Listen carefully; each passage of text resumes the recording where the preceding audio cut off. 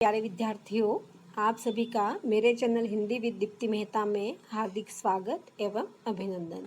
जैसा कि हम सीबीएसई कक्षा 12th की आरोह पुस्तक के गद्य खंडों का अध्ययन कर रहे थे, जिसके अंतर्गत हमने पहला पाठ महादेवी वर्मा का भक्तिन जो संस्मरणात्मक रेखा चित्र था उसका अध्ययन कर लिया था। अब हमारा दूसरा पाठ है, 12वां नंबर का पाठ है, जो जैनेन्द्र कुमार का बाजार दर्शन है। इसका अध्ययन आज हम करेंगे। तो सबसे पहले हम जान लेते हैं कि जैनेन्द्र कुमार का जीवन परिचय। ये है जैनेन्द्र कुमार जी, आप देख रहे हैं, ये चित्र में दे रखा है। देखो, सबसे पहले इनका जन्म सन 1905 अलीगढ़ उत्तर प्रदेश में हुआ था। इनकी प्रमुख रचनाएं हैं परख, अनाम स्वामी, सुनीता, त्यागपत्र, कल्याणी, जयवर्धन और मुक्तिबोध। ये सारे इनके उपन्यास हैं। वातायन, एक रात, दो चिड़िया, फांसी, नीलम देश की राजकन्या, पाजेब कहानी संग्रह। पाजेब कहानी संग्रह कभी आपको पढ़ने का मौका मिला, पढ़ना बहुत अच्छा है और ये सारी कहानियाँ बहुत अच्छी है। प्रस्तुत प्रश्न, जड़ की बात, पूर्वोदय, साहित्य का श्रेय और प्रेय, सोच विचार, समय और हम, ये विचार प्रधान इनके निबंध संग्रह। अब इनके प्रमुख पुरस्कारों के बारे में अपन जान लेते हैं कि साहित्य अकादमी पुरस्कार इनको प्राप्त हुआ था। भारत भारती सम्मान, भारत सरकार द्वारा पद्म भूषण से भी इनको सम्मानित किया गया था। इनका निधन है सन 1990 में हुआ था। यानी देखो, 1905 में इनका जन्म हुआ था और 1990 में इनका निधन हुआ था। मतलब आप है वो 85 साल तक जिंदा रहे थे। यथार्थ को अंतिम सत्य के रूप में ओढ़कर जो अपने को विवेश मान बैठ सकता है वही तो असमर्थ है, पर जिसने स्वप्न के सत्य के दर्शन किए वह यथार्थ की विकटता से कैसे निरुत्साहित हो सकते हैं। इनकी पंक्तियां है ये। हिंदी में प्रेमचंद के बाद सबसे महत्वपूर्ण कथाकार के रूप में प्रतिष्ठित जैनेन्द्र कुमार का अवदान बहुत व्यापक और वैविध्यपूर्ण है। अपने उपन्यासों और कहानियों के माध्यम से उन्होंने हिंदी में एक सशक्त मनोवैज्ञानिक कथाधारा का प्रवर्तन किया। परख और सुनीता के बाद 1937 में प्रकाशित त्यागपत्र में ने इन्हें मनोवैज्ञानिक उपन्यास के रूप में प्रभुत्व प्रतिष्ठा दिलाई। यानी इनका जो त्यागपत्र था, उपन्यास था, उनको बहुत ज़्यादा प्रसिद्धि मिली थी, प्रतिष्ठा मिली थी। इसी तरह खेल, पाजेब, नीलम देश की राजकन्या, अपना अपना भाग्य, तत्सत जैसी कहानियों को भी कालजयी रचना के रूप में मान्यता मिली। ये इनकी बहुत अच्छी अच्छी कहानियाँ हैं।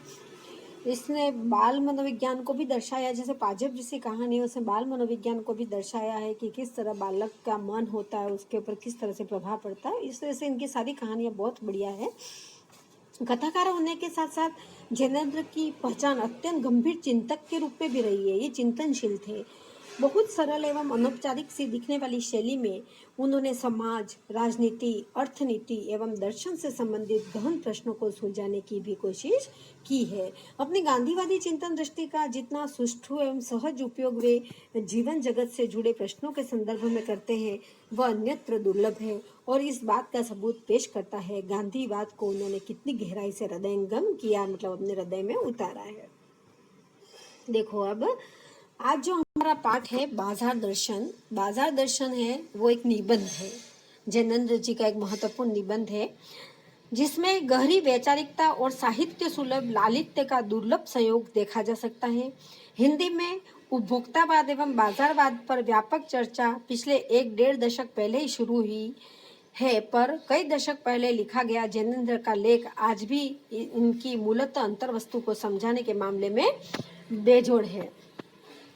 वे अपने परिचितों, मित्रों से जुड़े अनुभव बताते हुए स्पष्ट करते हैं कि बाजार की जादुई ताकत कैसे हमें गुलाम बना लेती है। इसमें इन्होंने पूरा बाजार के ऊपर निबंध लिखा है कि जैसे कि हम बाजार में जाते हैं, बाजार की रौनक देखते हैं और बाजार की रौनक देखकर हमारा मन विचलित हो जाता है और हम किस तरह चीज़ों को खरीदने के लिए उतारू हो जाते हैं, हमारे जेब में सारे भरे हुए पैसे भी खाली हो जाते हैं। तो बाजार का जादू कैसा होता है और बाजार का जादू हमें किस तरह से चीज़ें खरीदने के लिए पागल बनाता है, इसके ऊपर इन्होंने बहुत अच्छा व्यंग इसमें किया है। तो देखो आगे कैसे हमें गुलाम बना देती है। अगर हम अपनी आवश्यकता को ठीक ठाक समझकर बाजार का उपयोग करें तो उसका लाभ उठा सकते हैं। हमें पता होता है कि हमारी क्या आवश्यकता है और हम उसका उतना ही बाजार का उपयोग करते हैं तो वो बाजार हमारे लिए बहुत अच्छा है, उसका हम लाभ उठा सकते हैं। लेकिन अगर हम ज़रूरत को तय कर बाजार में जाने के बजाय उसकी चमक दमक में फंस गए तो असंतोष, तृष्णा और इच्छा से घायल कर हमें सदा के लिए बेकार बना सकता है। यानी हमें हमारी ज़रूरत मालूम नहीं होती है और बिना ज़रूरत मालूम हुए ही हम बाजार में पहुंच जाते हैं और बाजार की चमक दमक देखकर हम चीज़ें खरीदना अगर शुरू कर दें तो हमारे मन में अतृष्णा, है ना, संतोष, तृष्णा, ईर्ष्या आदि से हम बेकार बन जाते, घायल हो जाते। इस मूल भाव को जैनेन्द्र कुमार ने भांति भांति से समझाने की कोशिश की है, कई दार्शनिक अंदाज में तो कहीं किस्सगो की तरह। इसी क्रम में केवल बाजार का पोषण करने वाले अर्थशास्त्र को उन्होंने अनीति शास्त्र बताया है। देखो अब हमारा मूल पाठ आ जाता है, बाजार दर्शन। एक बार की बात कहता हूँ, देखो पाठ की शुरुआत है ना। मित्र बाजार गए तो थे कोई मामूली सी चीज लेने, पर लौटे तो एकदम बहुत से बंडल पास में थे। एक बार की वो बात बता रहे हैं कि लेखक के कोई मित्र थे, वो बाजार गए थे, लेना तो उनको कोई मामूली सी चीज थी, पर भारी भरकम बंडल उठा के और वापिस लौट जाते हैं। तो मैंने कहा यह क्या, यानी यहाँ पर लेखक का प्रश्न है कि ये क्या है। बोले यह जो साथ थी, यानी बता रहे हैं उनकी पत्नी जो साथ गई थी। आगे इसका आशय था कि पत्नी की महिमा है। वो कह रहे हैं यह सब पत्नी की महिमा है, लेने तो थोड़ी चीज गया था और लेके इतना सारा बंडल आ गया। उस महिमा का मैं कायल हूँ, यानी जो पत्नी की महिमा उसके वो कायल है, भक्त है। आदिकाल से इस विषय में पति से पत्नी की ही प्रमुखता प्रमाणित है। चीजें खरीदने में माना जाता है कि पति से पत्नी को ज्यादा खबर पड़ती है। और यह व्यक्तित्व का प्रश्न नहीं, स्त्रीत्व का प्रश्न है। स्त्री माया न जोड़े तो क्या मैं जोड़ू। यहाँ उनका दोस्त का सवाल है कि स्त्री अगर माया यानी नहीं जोड़ती है, सामान खरीद कर नहीं जोड़ती है, तो आदमी तो जोड़ने से रहा। इस तरह से लेखक का दोस्त है वो उनको जवाब देता है। फिर भी सच सच है और यह कि इस बात में पत्नी की ओट ली जाती है।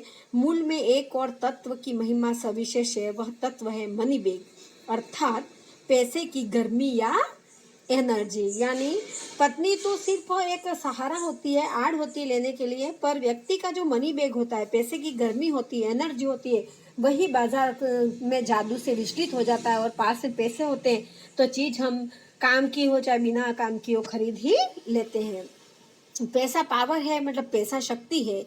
वो उसके सबूत में आसपास माल टाल न जमा हो तो क्या वह खाक पावर है।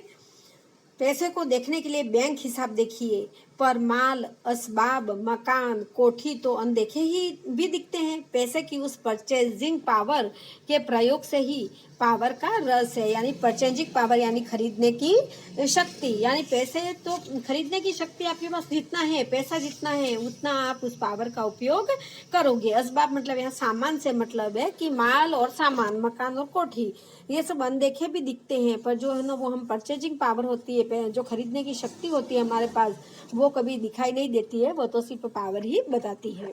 लेकिन नहीं, लोग संयमी भी होते हैं। आगे लेखक क्या कहता है, कुछ लोग संयमी होते हैं, वे फिजूल सामान को फिजूल समझते हैं। उनको पता होता है कि मेरी कौन से काम की चीज़ है और मुझसे कौन से काम की चीज़ खरीदनी है, वो फिजूल की खर्चे नहीं करते हैं। वे पैसा बहाते नहीं और बुद्धिमान होते हैं, यानी वो पैसे के महत्व को जानते हैं। वो फिजूल काम का पैसा खर्च नहीं करते, वो उसके महत्व को जानकर जितना चाहिए उतना ही खरीदते हैं। बुद्धि और संयम पूर्वक वह पैसे को जोड़ते जाते हैं। वह पैसे की पावर को इतना निश्चय समझते हैं कि उसके प्रयोग की परीक्षा उन्हें दरकार। पैसे के जुड़ा होने पर उसका मन गर्व से भरा फूला रहता है। कुछ लोग होते हैं वो जो पास में पैसा रख के भी गर्व की अनुभूति करते हैं कि भाई मेरे पास इतना पैसा है, वो खर्च करने में विश्वास नहीं रखते। और कुछ लोग हैं वो पैसे जेब में आते ही उसका पावर दिखाने, उसका जादू दिखाने लग जाते हैं और अनावश्यक रूप से चीजें खरीदने लगते हैं और घर में लाकर इकट्ठा कर लेते हैं। या कवि कहते हैं कि कुछ लोग ऐसे संयमी होते हैं, कुछ लोगों को पता ही नहीं होता है क्या खरीदना। इस प्रकार के दोनों प्रकार के लोग होते हैं। मैंने कहा यह कितना सामान ले आए। लेखक ने उसको दोस्तों से पूछा ये कितना सामान ले आए, तो दोस्तों ने जवाब दिया। मित्र ने सामने मनी बैग फैला दिया, कहा यह देखिए सब उड़ गया। अब जो रेल टिकट के लिए भी बचा हो, वो कह रहे देखो बाजार में सारे पैसे उड़ गए, अब एक रेल टिकट के भी पैसे बचे हैं कि क्या पता। वो आश्चर्य से कह रहे पता नहीं है। मैंने तब तय माना कि और पैसा होता और सामान आता, वह सामान जरूरत की तरफ देखकर नहीं आया, अपनी परचेजिंग पावर के अनुपात में आया, यानी अपने खरीदने की शक्ति के अनुपात में ये सामान आया है। ये सामान आवश्यकता के अनुसार नहीं आया, जितना पैसा था उतना सामान खरीद लिया गया। लेकिन ठहरिए, इस सिलसिले में एक और भी महत्व का तत्व है जिसे नहीं भूलना चाहिए। उसका भी इस कर्तव्य में बहुत कुछ आते हैं, वह महत्व है बाजार का। मैंने कहा यह इतना कुछ नाहक ले आए, यानी इतनी सारी चीजें ले आए। वो पूछ रहे हैं।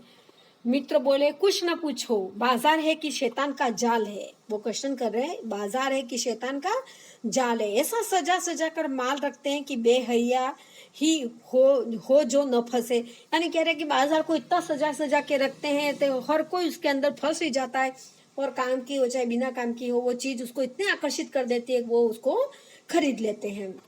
मैंने मन में कहा ठीक, बाजार आमंत्रित करता है कि आओ मुझे लूटो और लूटो। कवि क्या कहता है कि क्या बाजार आमंत्रित करता है आपको कि आओ मुझे लूट लो यूं करके। सब भूल जाओ, मुझे देखो, मेरा रूप और किसके लिए है, मैं तुम्हारे लिए हूँ। नहीं कुछ चाहते हो तो भी देखने की में क्या हर्ज है। यानी वो बाजार को कह रहे हैं कि बाजार में जाते ही वो कह रहा है सब कुछ भूल जाओ, सिर्फ बाजार कह रहा मुझे ही देखो, मेरे रूप को ही देखो, देखने में क्या हर्ज है, खरीदना तो खरीदो, नहीं खरीदना तो कुछ नहीं। इस तरह से बाजार की महिमा बता रहे कि बाजार इस तरह से कहता है। अभी आओ भी इस आमंत्रण में वह खूबी है कि आग्रह नहीं, आग्रह तिरस्कार जगाता है। एंड दुकान वाले कहते हैं ना आ जाओ अंदर तो आओ, एक बार देख तो लो, देखने में क्या हर्ज है, नहीं अच्छा लगे तो मत लेना। और ग्राहक एक बार अंदर घुस जाता है तो जरूर कुछ ना कुछ चीज खरीद लेता है, ये दुकानदार को पता होता है। तो वो इस तरह से आमंत्रण देता है और आग्रह भरा आमंत्रण पाकर हर कोई अंदर एक बार देखने के लिए चला ही जाता है और चीज उठा के ले आता है। लेकिन ऊंचे बाजार का आमंत्रण मूक होता है। जो बड़े बड़े बाजार होते हैं वो मूक आमंत्रण होता है, क्योंकि वो बुलाता नहीं है। हम उस बाजार की चमक धमक को देखकर ही, उस दुकान की चमक धमक को देखकर ही अंदर घुस जाते हैं और उससे चाह जगती है। चाह मतलब अभाव। चौक बाजार में खड़े होकर आदमी को लगने लगता है कि उसके अपने पास काफी नहीं, और चाहिए और चाहिए। मेरे यहाँ कितना परिमित है और यहाँ कितना अतुलित है। ओहो, यहाँ परिमित मतलब सीमित, अतुलित मतलब बहुत ज्यादा है। तो बाजार की चमक धमक देखकर यूं लगता है यार मेरे घर पे इस सामान की कमी है, इस सामान की कमी है, कितनी कम चीजें मेरे घर पे, मुझे ये भी ले लेना चाहिए, वो भी ले लेना चाहिए। कोई अपने को न जाने तो बाजार का यह चौक उसे कामना से विकल बना छोड़े। विकल क्यों? पागल, असंतोष, तृष्णा और इच्छा से घायल कर मनुष्य को सदा के लिए यह बेकार बना डाल सकता है। बाजार में जाने पर मनुष्य में अगर असंतोष हो, तृष्णा और इच्छा इस तरह की मनुष्य में हो तो मनुष्य क्या है, सदा के लिए बेकार बन जाता है। सारे रुपए वहां खर्च कर डालता है क्योंकि उसको चाहिए और चाहिए और चाहिए और चाहिए, और वो बिना मतलब की चीजें भी खरीद लेता है और सारी जेब खाली करके आ जाता है। तो जब हमारा बाजार हम जाते हैं तब हमें अपने मन पर भी नियंत्रण रखना चाहिए। एक और मित्र की बात, ये तो एक मित्र की बात होगी, अब दूसरे मित्र की बात कवि कहता है। एक और मित्र की बात है, यह दोपहर के पहले के गए बाजार में, कहीं शाम को वापिस आए तो खाली हाथ। एक मित्र थे, सुबह से बाजार में गए थे, शाम तक बाजार में घूमे, लाए कुछ नहीं, खाली हाथ लौटकर आ गए। देखो एक चित्र बताया है बाजार का और लिखा है मन तो करता है कि सभी कुछ खरीद डालूं। देखने वाला ये कह रहे हैं कि साला मन कर रहा है ये सारी चीजें यहाँ से खरीद लूं। ये पूरी दुकान का चित्र है, यहाँ पर देख के यूं लगता है कि चलो सारी चीजें अच्छी है, सारी चीजें हमें खरीद लेनी चाहिए। मैंने पूछा कहाँ रहे फिर? वो सुबह से शाम तक आ गए। तो लेखक ने पूछा कि अभी तक कहाँ थी तुम? बोले बाजार देखते रहे। उसके दोस्तों का क्या जवाब था? बाजार देख रहे थे।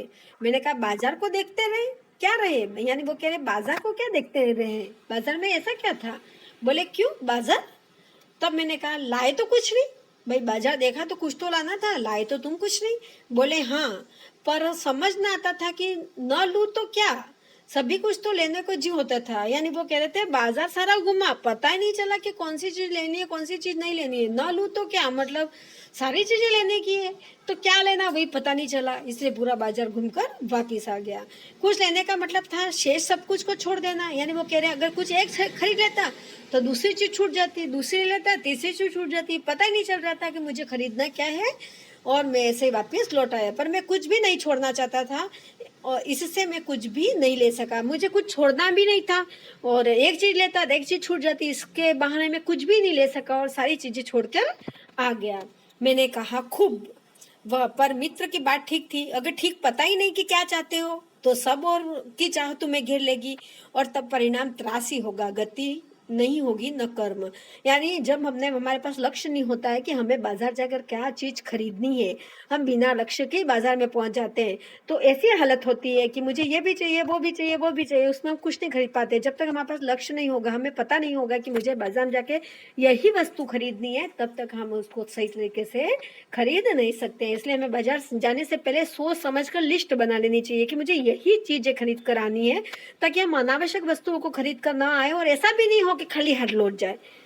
तो हमारे पास एक लक्ष्य होना चाहिए, एक चीज़ होनी चाहिए, लिस्ट होनी चाहिए कि हम इतना ही खरीद के आ सके। तो नेक्स्ट देखो, बाजार में एक जादू है, यह जादू आंख की राह काम करता है। बाजार तो एक जादू है भाई, बाजार को तो उनको तो सामान खरीदवाना है तो वो तो सजा धजा के रखेंगे। तो जो हमारी आंख से दिखाई देता है तो आंख का जादू है, वो देखने में बहुत अच्छा लगता है। वह रूप का जादू है क्योंकि सुंदर दिखता है। जैसे चुंबक का जादू लोहे पर ही चलता है, वैसे इस जादू की भी मर्यादा है। जैसे लोहे चुंबक को देखकर आकर्षित हो जाता है और उससे चिपक जाता है, वैसे भी इस जादू की भी एक मर्यादा होती है। जेब भरी हो और मन खाली हो। देखो बहुत इंपॉर्टेंट लाइन है ये, कंपटीशन एग्जाम अगर देते हैं और ये पाठ होता है तो ये बार बार प्रश्न पूछा जाता है, और ये आपके भी वस्तुनिष्ठ प्रश्नों में आ सकता है कि जेब भरी हो मतलब हमारे जेब में पैसे हो और हमारा मन क्या है, खाली है। ऐसी हालत में जादू का असर खूब होता है। अगर आपको ये पूछा जाए कि जादू का असर खूब कब होता है, तो उसका जवाब आएगा जब जेब में पैसे हो, जेब भरी हो और मन हमारा खाली हो, उस समय बाजार का जादू का असर बहुत ज़्यादा होता है। ये बहुत इंपॉर्टेंट क्वेश्चन है और ये आपके वस्तुनिष्ठ प्रश्नों के लिए बहुत इंपॉर्टेंट है कि बाजार का जादू कब चलता है। तो जब मन खाली हो और हमारी जेब भरी हो तब बाजार का जादू खूब चलता है। जेब खाली पर मन, दूसरी बात, जेब खाली पर मन भरा न हो, यानी जेब खाली पर मन भरा न हो तो भी जादू चल जाएगा। जेब भी खाली हो और मन भी खाली हो, भरा न हो, दोनों स्थिति में भी बाजार का जादू चलेगा। मन खाली है तो बाजार की अनेक चीजों का निमंत्रण उस तक पहुंच जाएगा।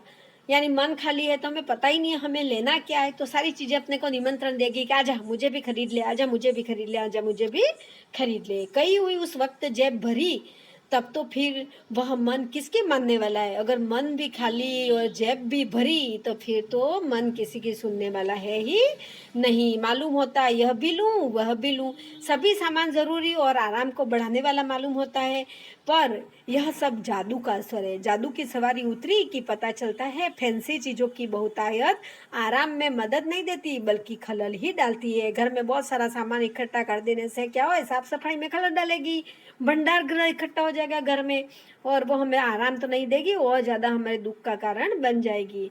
थोड़ी देर को स्वाभिमान को ज़रूर सेक मिल सकता है और अपने अभिमान की गिल्टी को। थोड़ी देर हमें लगता है हाँ मैंने इतनी सारी चीज़ें खरीद ली, अपने स्वाभिमान को यूँ हो जाएगा, अपने में अभिमान आ जाएगा, मैंने इतनी सारी चीज़ें खरीद ली, पर बाद में वो सारी दुखदायक है। और खुराक ही मिलती है, जकड़ रेशमी डोरी की हो और रेशम के स्पर्श के मुलायम के कारण वह कम जकड़ होगी। पर उस जादू की जकड़ से बचने का एक सीधा सा उपाय अब कवि यहाँ पे बता रहा है कि बाजार के जादू से बचने का एक सीधा उपाय है, वह यह कि बाजार जाओ तो खाली मन न होना चाहिए। हमारा मन खाली नहीं होना चाहिए। जब हम बाजार जाते हैं तब मन खाली हो तब बाजार न जाओ। मन हमारा खाली हो तो हमें बाजार नहीं जाना चाहिए, मन भरा हो तभी बाजार जाना चाहिए। कहते हैं लू में जाना हो तो पानी पीकर जाना चाहिए। बिल्कुल, हम जब गर्मी के दिनों में लू जब चलती है, थप्पड़े चलते हैं और हम बाहर निकलते हैं, सब हमको कहते हैं कि भाई पानी पी के घर से बाहर निकला करो। पानी भीतर हो तो लू का लूपन व्यर्थ हो जाता है। पानी हम पीते हैं तो हमको लू नहीं लगती है। यानी मन लक्ष्य से भरा हो तो बाजार भी फैला का फैला ही रह जाता है। यानी हमें पता है कि मुझे यही चीज़ें खरीदनी है, हमें लक्ष्य को इंगित है कि मुझे इसी चीज़ को खरीद कर आना है, तो फिर बाजार का जादू हम पे नहीं चलेगा। हम जाएंगे दुकान के अंतर्गत, हम वही चीज़ खरीदेंगे और चुपचाप वापस लौट आएंगे। तब वह घाव बिल्कुल नहीं दे सकेगा। तब वो क्या है, बाजार का जादू हमें घाव नहीं देगा क्योंकि हमें पता था हमको यही चीज़ खरीदनी, हम खरीद कर आ गए, बल्कि कुछ आनंद ही देगा। जब बाजार तुमसे कृतार्थ होगा क्योंकि तुम कुछ न कुछ सच्चा लाभ उसे दोगे। बाजार की असली कृतार्थता है आवश्यकता के समय काम आना। यानी बाजार आलतू फालतू चीजें खरीदने के लिए नहीं है। बाजार का महत्व तब है कि जब हमें कोई चीज की आवश्यकता हो, उस समय बाजार में वह हमें चीज उपलब्ध हो जाए तो वो बाजार की कृतार्थ था। यानी हमें पता है कि हमें वही चीज खरीदनी है और वो हमारी आवश्यकता के समय बाजार हमारे काम में आ रहा है। यहाँ एक अंतर चिन्ह लेना बहुत जरूरी है। मन खाली नहीं रहना चाहिए, इसका मतलब यह नहीं कि मन बंद रहना चाहिए। जो बंद हो जाएगा तो शून्य हो जाएगा। बंद तो कोई चीज होनी नहीं चाहिए। मन बंद हो गया तो सोचने की शक्ति समाप्त हो गई और हम शून्य हो जाएंगे। शून्य होने का अधिकार बस परमात्मा का है, जो सनातन भाव से संपूर्ण है, से सब अपूर्ण है। इससे मन बंद नहीं रह सकता। सब इच्छाओं का निरोध कर लोगे, यह झूठ है।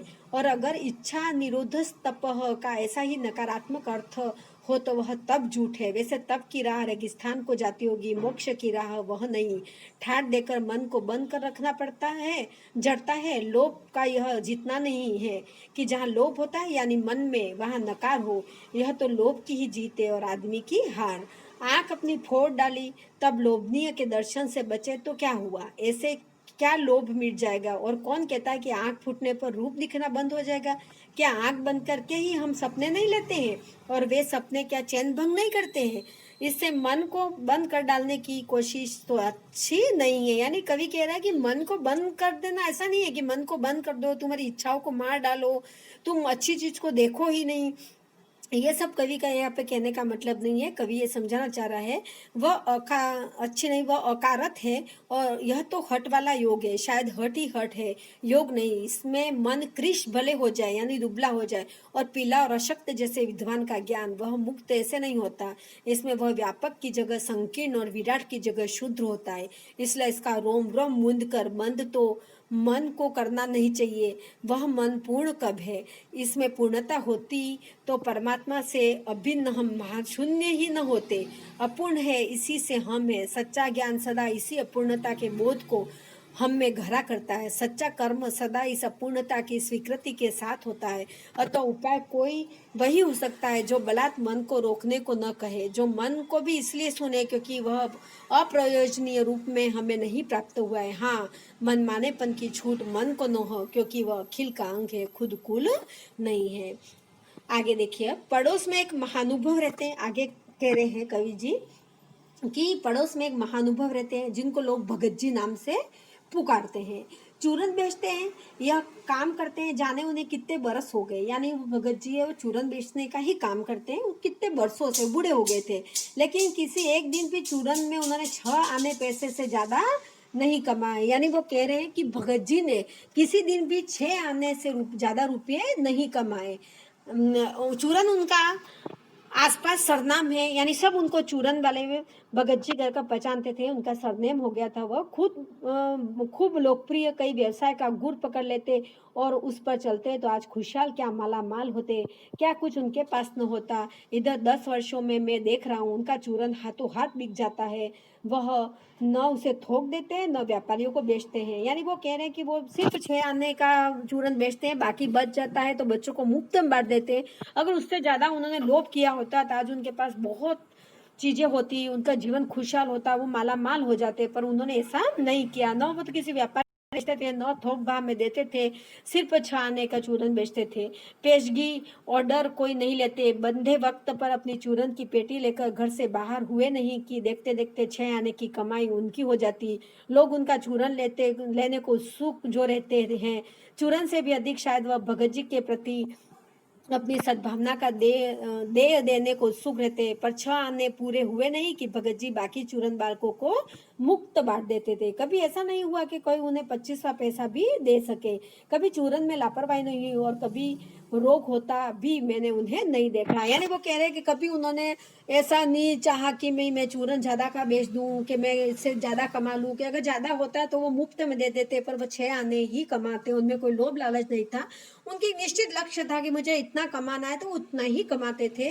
तो उनके पास एक निश्चित लक्ष्य था कि उतना ही मुझे करना है और तो नहीं, लेकिन इतना मुझे निश्चय मालूम होता है कि इन चूरन वाले भगत जी पर बाजार का जादू नहीं चल सकता। वह कह रहे हैं कि उतना लेखक कह रहे हैं कि मुझे इतना पता है कि चूरन वाले भगत जी पर कभी भी बाजार का जादू नहीं चल सकता, क्योंकि वह उनके मन में लक्ष्य फिक्स है, वह संतोषी स्वभाव की है, उनको पता है कि मुझे इतना ही करना है, और जब तक उनको ये पता है कि मुझे इतना ही करना है तब तक उनको कोई भी हरा नहीं सकता है या बाजार के जादू से उनको परिचित नहीं करवा सकते हैं। कहीं आप भूल कर न बैठिएगा, इन पंक्तियों को लिखने वाला मैं चूरन नहीं बेचता। वो कह रहे मैं खुद ऐसा नहीं करता हूँ जी नहीं, ऐसी हल्की बात भी न सोचिएगा। यह समझिएगा कि लेख के किसी भी मान्य पाठक से उस चूरन वाले को श्रेष्ठ बताने की मैं हिम्मत कर सकता हूँ। क्या जाने उस भोले आदमी को अक्षर ज्ञान तक भी है या नहीं, और बड़ी बात तो उसे मालूम क्या होगी, और हम आप न जाने कितनी बड़ी बड़ी बातें जानते हैं। इससे यह तो हो सकता है कि वह चूरन वाला भगत हम लोगों के सामने एकदम नाचीज आदमी हो, लेकिन आप पाठकों की विद्वान श्रेणी का सदस्य होकर भी मैं यह स्वीकार नहीं करना चाहता हूँ कि उस अपदार्थ प्राणी को वह प्राप्त है जो हम में से बहुत कम को शायद प्राप्त है। वह उस पर बाजार का जादू वार नहीं कर पाता, माल बिछा रहता है, उसका मन अड़िग रहता है। यानी कवि यहाँ पे कह रहे हैं कि वो पढ़े लिखे नहीं है, उनको नहीं पता है, कम पढ़े लिखे, हम सब बहुत विद्वान है, पर उस आदमी का मन अड़िग है, उसको पता है उसको क्या करना है, उसके ऊपर कभी बाजार का जादू चल नहीं पाता। और जिसको भी पता होता है कि मुझे क्या करना है, उसके ऊपर कभी भी बाजार का जादू नहीं चल सकता। पैसा उसके आगे होकर भीख तक मांगता है कि मुझे ले लो, लेकिन उसके मन में पैसे पर दया नहीं समाती है। वह निर्मम व्यक्ति पैसे को अपने आहत गर्व से बिलखता ही छोड़ देता। ऐसे आदमी के आगे क्या पैसे की व्यंग शक्ति कुछ भी चलती होगी?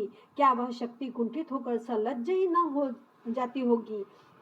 यहाँ बहुत सारे प्रश्न कवि के मन में उठ रहे हैं कि ऐसे आदमी के आगे पैसे भी हाथ फैला रहा है, पर वह पैसे लेने को तैयार नहीं है। पैसे की व्यंग शक्ति की सुनिए, वह दारुण है। पैसे चल रहा हूँ, मैं पैदल चल रहा हूँ कि पास की धूल उड़ाती निकल गई मोटर। यहाँ पर कवि कह रहे हैं कि पैसे के व्यंग की शक्ति सुनिए, वह दारुण है। दारुण का मतलब भयंकर है। मैं पैदल चल रहा हूँ और पास में एक मोटर निकल गई, सारी धूल मुझ पर उड़ा गई। वह क्या निकली मेरे कलेजे को कौंधती एक कठिन व्यंग की लीक ही आर से पार हो गई। जैसे किसी ने आंखों में उंगली देकर दिखा दिया हो कि देखो उसका नाम है मोटर और तुम उससे वंचित हो। यह मुझे अपनी ऐसी विडंबना मालूम होती है कि बस पूछे नहीं। मैं सोचने को हो आता हूँ कि हाय, यही माँ बाप रह गए थे जिसके यहाँ मैं जन्म लेने को था। क्यों न मैं मोटर वालों के यहाँ हुआ। उस व्यंग में इतनी शक्ति है कि जरा मैं मुझे अपने संघों के प्रति कृतज्ञ कर सकते हैं। यानी कवि के मन में बहुत बड़ा एक उन्होंने व्यंग किया कि मुझे जब वो मिट्टी उड़ा के चली गई तो मेरे मन में एक विडंबना उत्पन्न हुई कि मैं ऐसे माँ बाप के घर में क्यों नहीं पैदा हुआ कि मुझे वो मोटर मिल जाती, और इस तरह से वो बात करते हैं। तो बच्चों आज के लिए इतना ही। आपको मेरा पाठ अच्छा लगा हो, समझना अच्छा लगा हो तो आप मेरे वीडियो को लाइक कीजिएगा, शेयर कीजिएगा, ज़्यादा से ज़्यादा मेरे चैनल को सब्सक्राइब कीजिएगा। वीडियो ज़्यादा लंबा ना हो जाए इसलिए इस पार्ट को अपन 2 पार्ट में पूरा कर लेंगे। आपने मुझे नेक्स्ट वीडियो में जब मैंने बनाया था उसमें वस्तुनिष्ठ प्रश्न डाले थे, आपने देख के कमेंट नहीं किया कि वस्तुनिष्ठ प्रश्न आपको कैसे लगे। अगर आप देखो तो ज़रूर कहिएगा कि वस्तुनिष्ठ प्रश्न इस पार्ट के भी मुझे बनाना चाहिए या नहीं बनाना चाहिए। तो मैं सेकंड पार्ट का जो पार्ट आपका बाकी है, 2 पत्ते पार्ट आपका रह गया है, उसके साथ मैं वस्तुनिष्ठ प्रश्न भी बना दूंगी। तो आपको यहाँ से पार्ट बाकी रह गया है कि लेकिन क्या लोक वैभव से। तो इसके साथ ये आज की बात अपन समाप्त करते हैं। जय हिंद, जय भारत।